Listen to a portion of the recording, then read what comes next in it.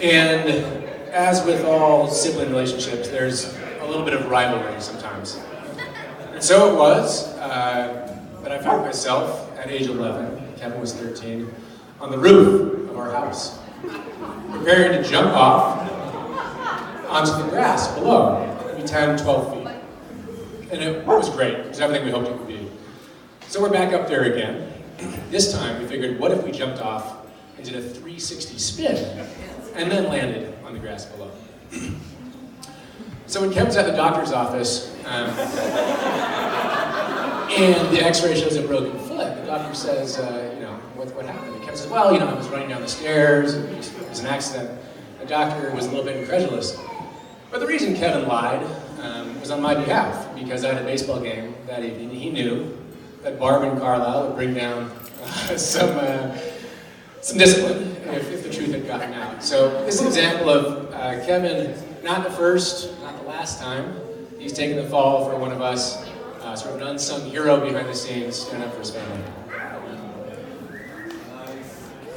And for me as the youngest brother watching this happen, while it was unfortunate for Kevin, nothing will blow your tiny mind more than watching your two older brothers send it from the roof of your house.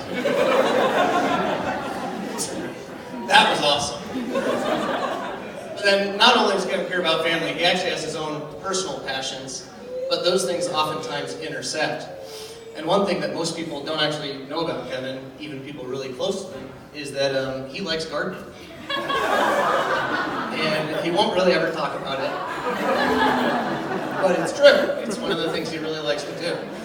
And a moment where it came, particularly close for me is I got married here in Ashland 2 years ago, and he dedicated his whole summer to planting and growing and making all flowers perfect for my wife and my wedding. And he not only did that, he behind the scenes used surreptitious techniques to find out what my wife's favorite colors were.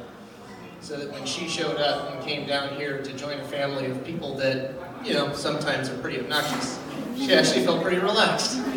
And so that was something that I'll never forget. And he didn't do it for the credit. I don't think he even really knew that he did it. He just did it because, he wanted to make his younger brother feel like his day mattered, and for my wife. And so he was all in on both of us from the beginning. And I think that was a great example of Kevin at his best, where he took what he cared about and he made us care about it too.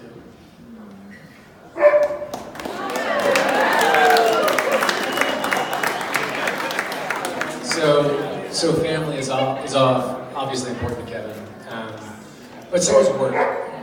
Kevin, if you ask Kevin about his job, he'll tell you about how sweet it is and how it enables him to do all the things he loves to do, go backpack and enjoy a lifestyle.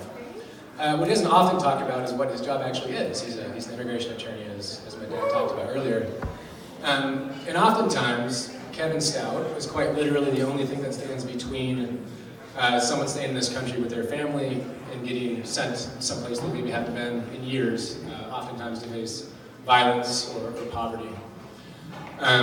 Kevin's a small business owner. That's a huge responsibility. He provides, both for his family and also for the people who work for him.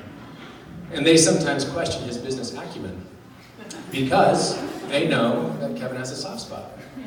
And that soft spot is if a petitioner comes before him, a client who can't pay but has been the victim of domestic violence, Kevin will take that client and do the work for free. He represents women who are fleeing abusive relationships and does it for free. That's not something Kevin often talks about, but it's the kind of guy he is.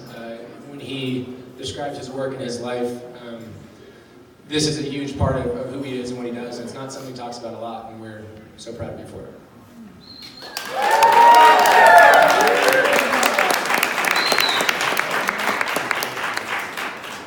Having said that, his lifestyle is pretty sweet. He gardens, he hunts, he plays basketball during his lunch hour. He's pretty much out all the time doing pretty much whatever it is that he wants to do. But for the years that he was doing that, he didn't have a life partner to share with. Yeah. And that was important to him because he did like what he did, but that was the one piece that was missing. And so, as brothers do, we talked to him about what is it that he's looking for. He listed various things, He'd want someone who's smart, who's athletic, who's confident, who's caring, who's compassionate, who's hardworking, and who shares his interests. And I kind of nodded along and said, oh, well, that's great. And then he showed up in Portland with Allie.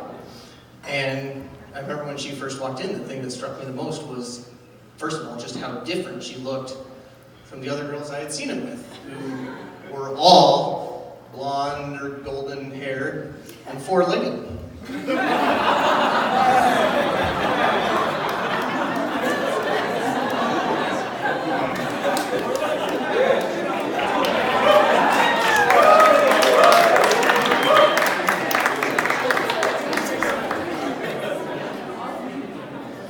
And in addition to that, she had every single characteristic he had listed, and then more even beyond that. And one thing that I thought was kind of almost a perfectly crystallized example of that was that she went out hunting with him. I don't even like hunting, but she would go out with him right away. And she went out with him and the other guys, and for anyone who's ever known Allie, she doesn't really need to prove herself to anybody. But she went out there anyways, and one of Kevin's friends, while he was out, I think with nobody else around, managed to bring down a buck, and instantly realized that the worst thing about getting a buck is getting a buck. And so as he stares in panic, and immediately radios in Kevin and Allie with, what do I do? They all race over, and Kevin and his friend are staring down at this buck, thinking of how to clean it and get it out. And here we have an physician's assistant to surgeons. There's only one word that keeps racing through her mind as she looks at these two men staring down at this deer, and that was amateurs. And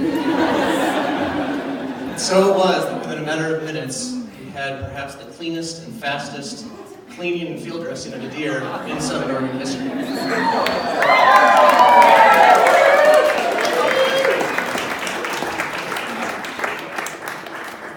Allie, we are so excited to welcome you to our family, to consider you a sister.